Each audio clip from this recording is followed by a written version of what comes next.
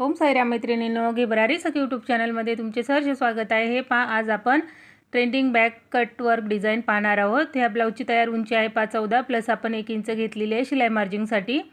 ह्याचं शोल्डर जे आहे ते 5.5 इंचावरती घेतलेलं आहे। पहा, 36 छातीच्या मापाचा हा ब्लाऊज आहे। ह्याचा मुंडा जो आहे तो 5.5 इंचावरती घेतलेला आहे। हे पहा, 9 चौक 36, 36चा चौथा भाग 9 इंच आला। कटिंग स्टिचिंग दोन्ही एकाच व्हिडिओमध्ये तुम्ही पाहू शकता। 1.25 इंचावरती मुंडा खोली घेतलेली आहे, 1.5 इंच शिलाई मार्जिंगसाठी घेतलेला आहे। आता इथे पापण गळ्याची जी रुंदी आहे ती प्रत्येक वेळेस 2.25 इंचावरती घेतो, यामध्ये आपण 2.5 इंचावरती घेतलेली आहे, लक्षात ठेवायचं आहे। आणि बॅकचा गळा मोजण्याची पद्धत दोन्ही पद्धतीने तुम्हाला सांगते। पहा, खालच्या साईडने आपल्याला 3.5 इंचाची पट्टी हवी आहे तयार, तर आपण घेतलेली आहे पहा 4 इंचावरती। दोन पद्धतीने गळा मोजू शकतो आपण।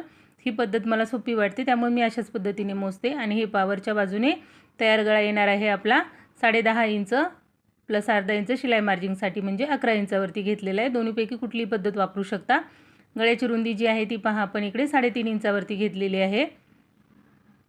2.5 आणि 3.5 इंच बरोबर असं दोन्ही सेंटर पकडून व्यवस्थित असं आपल्याला मध्ये एक लाईन देऊन घ्यायची आहे, व्यवस्थित मार्क करून घ्यायचं आहे। पहा, त्यानंतर शोल्डरच्या साईडने शोल्डर फिटिंगमध्ये जाईल ह्या हिशोबाने अर्धा इंच अंतर आपल्याला वरच्या बाजूने सोडून द्यायचं आहे। आणि त्यानंतर आपल्याला कटवर्क डिझाईन चालू करायची आहे। पहा, बॉटलच्या झाकणाच्या साहाय्याने पहा व्यवस्थित असं तुम्हाला मार्क करून घ्यायचं आहे। अशा पद्धतीने आपल्याला 3 हाफ सर्कल बनवून घ्यायचे आहेत। जी आपण लाईन दिलेली आहे त्या लाईनच्या बाहेर आपल्याला 1.5 इंच बरोबर जायचं आहे, जेणेकरून कटवर्क जी आहे तो छान दिसणार आहे, कटची डिझाईन सुंदर येणार आहे। हे पहा, दाखवल्याप्रमाणे अशा पद्धतीने आपल्याला 1.5 इंच बरोबर रेषेच्या बाहेर जायचं आहे आणि हाफ सर्कलमध्ये असं आपल्याला करून घ्यायचं। आणि त्यानंतर पहा, खाली असं आपण मटका पद्धतीने असा शेप देऊन घेतलेला आहे। दाखवल्याप्रमाणे पहा व्यवस्थित असं मार्क करून घ्यायचं आहे, डबल ड्रॉ करायचं जेणेकरून ते जास्त डार्क होईल। त्यानंतर हाताने असं प्रेस करून घ्यायचं आणि खालच्या बाजूला बरोबर उमटवून घ्यायचं आहे की आपल्याला स्टिच करायला सोपं जाईल। आता हे पहा, मेन फॅब्रिकचा जो कपडा आहे आपला बॅक साईडचा तो आपण सरळ बाजूने घेऊन त्यावरती अस्तरचं पाट ठेवून घेतलेलं आहे आणि व्यवस्थित असं कमरेच्या बाजूला अर्धा इंच शिलाईमध्ये येईल या पद्धतीने पूर्ण आपल्याला लास्टपर्यंत शिलाई देऊन घ्यायची आहे। दाखवल्याप्रमाणे व्यवस्थित सरळ कपडा करत अर्धा इंच बरोबर असं अंतर येईल या हिशोबाने आपल्याला करून घ्यायचं आहे। याला काठ आहे बा खालच्या साईडने, कमरेच्या बाजूने काठाचा कपडा आहे, हा काठपदरसारखा आहे, त्यामुळे आपण त्या साईडने बरोबर ॲक्युरेट घेतलेलं आहे अर्धा इंचावरती। त्यानंतर जसं आपण गळा ड्रॉ केलेला आहे पहा सेम त्यावरतीच आपल्याला व्यवस्थित अशी शिलाई देऊन घ्यायची आहे,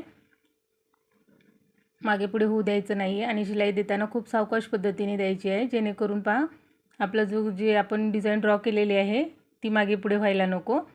सावकाश पद्धतीने व्यवस्थित असं जेव्हा आपण डिझायनर ब्लाऊज शिवतो त्यावेळेस थोडंसं व्यवस्थितपणे स्टिच करायचं।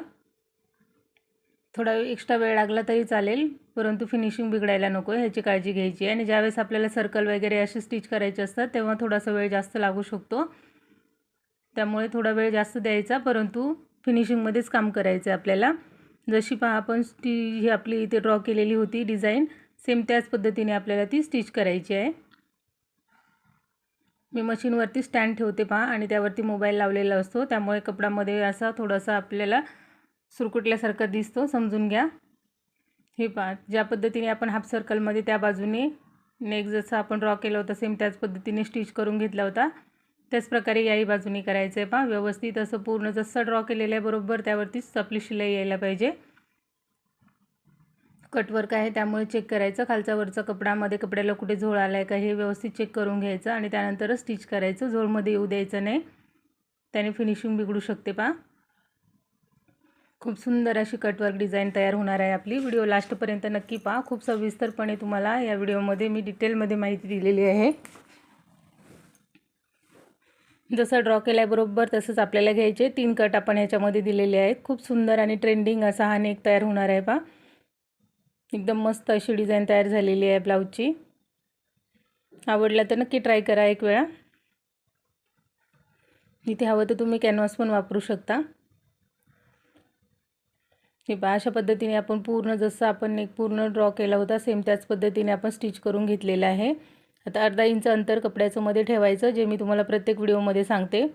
कुठलीही डिझाईन कुठल्याही प्रकारचा नेक तुम्ही तयार करत असाल त्यावेळी अर्धा इंच अंतर आपल्याला जे आहे ते कंपल्सरी ठेवायचं आणि त्यानंतरच कपडा कट करून घ्यायचा असतो, जेणेकरून मागे पुढे जरी झालं तरी काही अडचण येत नाही। कपडा आपल्याकडे थोडासा एक्स्ट्रा असायलाच पाहिजे।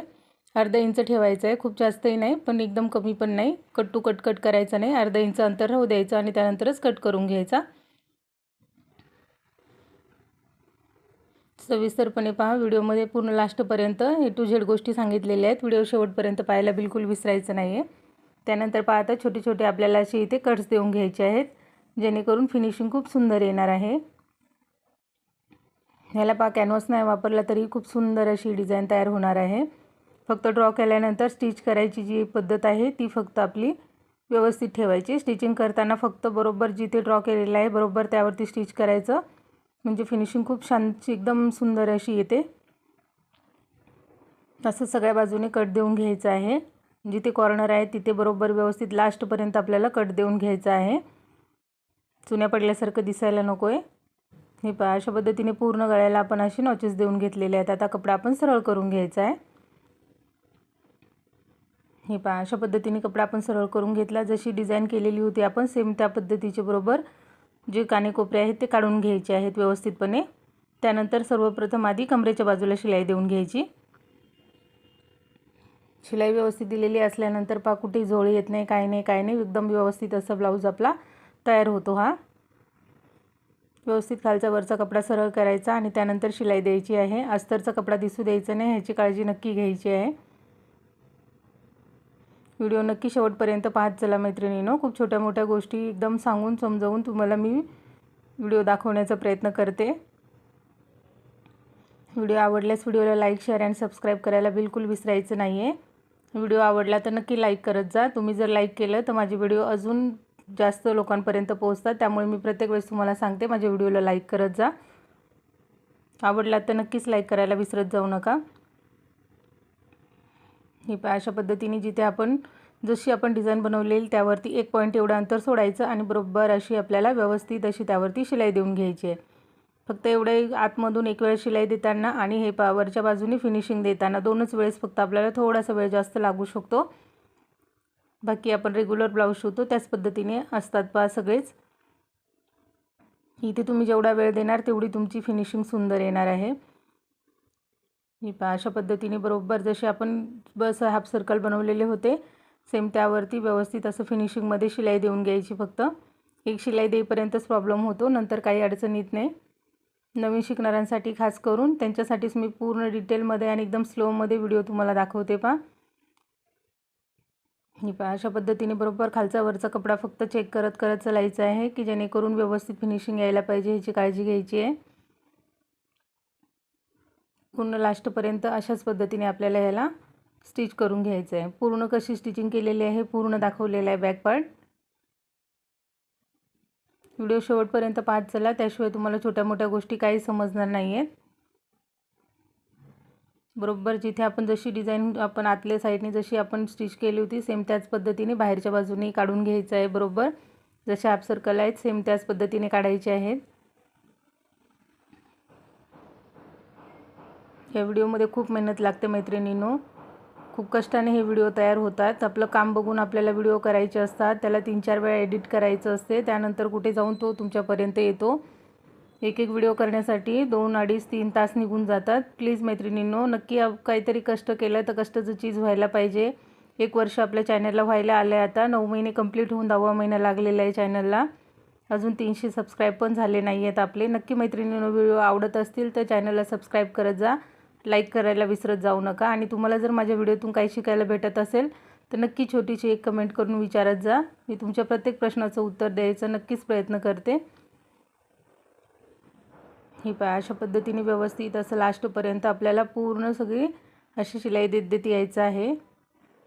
फायनलपर्यंत पहा आता शिलाई देऊन झालेली आहे आपली। आता साईडचं जे फॅब्रिक आहे ते प्रत्येक वेळेस जसं आपण स्टिच करून घेतो त्याच पद्धतीने करून घ्यायचा आणि एक्स्ट्राचा कपडा जो आहे तो कट करून टाकायचा आहे। त्यानंतर पाय इथे पाव इंच अंतर सोडायचं आणि बरोबर असं त्याच्या बाजूला एक अजून शिलाई देऊन घ्यायची, जेणेकरून फिनिशिंग खूप मस्त बसते। हातमध्ये जो अर्धा इंच आपण कपडा सोडलेला असतो तो आणि आपला अस्तरचा आणि फॅब्रिकचा कपडा असं मिळून 4 पदरी कपडा होतो इकडे। त्यानंतर बरोबर डिझाईन अशी एकदम शिलाई दिल्यानंतर एकदम कडकमध्ये अशी बसते. कॅनव्हास नाही वापरला तरीही खूप सुंदर असं फिनिशिंग येतं त्याला. कॅनव्हास वापरायला काही प्रॉब्लेम नाही मैत्रिणींनो, पण प्रत्येकजणच आपल्याला तेवढी शिलाई देतं असं नसते. घरगुती काम करतात त्यावेळेस आपल्याला शिलाई जी ब्लाऊजची आहे ती देण्यासाठी खूप काटकसर करतात. त्यामुळे प्रत्येक याच्यामध्ये आपण आपल्या स्वतःच्या खर्चाने तर प्रत्येक वस्तू नाही वापरू शकत. समोरच्याने जर आपल्याला तेवढी शिलाई दिली तर आपण स्वतः पण तेवढा खर्च करू शकतो. कॅनव्हास वगैरे पण काही कुठलीच गोष्ट आपल्याला फुकट येत नाही. पहा एवढ्या वेळ आपल्याला मेहनत करावी लागते, कष्ट करावं लागतं. त्यानंतर कुठे जाऊन एक ब्लाऊज तयार होतो. डिझायनर ब्लाऊजची एक डिझाईन बनवण्यामध्ये आपण एक सिंपल असा अस्तरचा ब्लाऊज शिवून घेऊ शकतो. पहा एवढी मेहनत एक डिझाईन बनवण्यासाठी लागते. आपल्या स्वखर्चातून आपण नाही करू शकत, त्यामुळे मी याला कॅनव्हास नाही वापरलेला आहे. तुम्ही स्वतःसाठी शिवत असाल किंवा कस्टमर जर तुम्हाला पैसे देत असतील तर तुम्ही आरामात कॅनव्हास वापरू शकता. हे पहा त्यानंतर आपण काय केलेलं आहे, आता बॅक पार्ट जो आहे तो मिडलमध्ये असा बरोबर असा आपण फोल्ड करून घेतला आहे. 4 इंचावरती बरोबर व्यवस्थित मार्क करून घ्यायचा आणि 4 इंचावरती मार्क करून 3.5 इंच उंची आणि 4 इंच रुंदी अशा पद्धतीने आपल्याला टक्स देऊन घ्यायचे आहेत. अर्धा इंच बरोबर वरची खालची आणि वरची बाजू बरोबर अर्धा इंच येईल आपली शिलाईमध्ये. या पद्धतीचा टक्स टाकून घ्यायचा. प्रत्येक व्हिडिओमध्ये ज्या पद्धतीने सांगते त्याच पद्धतीने इथे तुम्हाला पूर्ण समजावून सांगितलेलं आहे. मला असं वाटते की आपले व्हिडिओ नवीन शिकणारे खूप जास्त बघतात, त्यामुळे मी जास्त करून तुम्हाला डिटेलमध्ये माहिती देते. ज्यांना स्टिचिंगविषयी माहिती आहे त्यांना काही प्रॉब्लेम येणार नाही, परंतु जे नवीन असतात त्यांना खूप गोष्टींची अडचण येते. हे पहा अशा पद्धतीने टक्स देऊन घ्यायचा. त्यानंतर पहा आता कमरेच्या बाजूला बरोबर आपल्याला एक दाब शिलाई अशी व्यवस्थित देऊन घ्यायची आहे.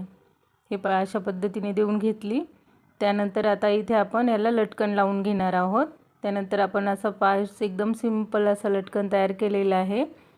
थोडा कपडा एक्स्ट्रा होता तर त्यामध्ये मी डबल ह्याच्यामध्ये डिझाईन केलेली आहे. साधाचं लटकन तयार केलेलं आहे. हे पहा आता बरोबर मी आपल्या 2 नंबरचा जो आपण बनवलेला होता हाफ सर्कल त्यावरती शिलाई देऊन घेतलेली आहे आपण. आणि असं पहा अशा पद्धतीने ब्लाऊज रेडी झालेला आहे. व्हिडिओ पाहिल्याबद्दल मनापासून सर्वांचे धन्यवाद. Bye bye.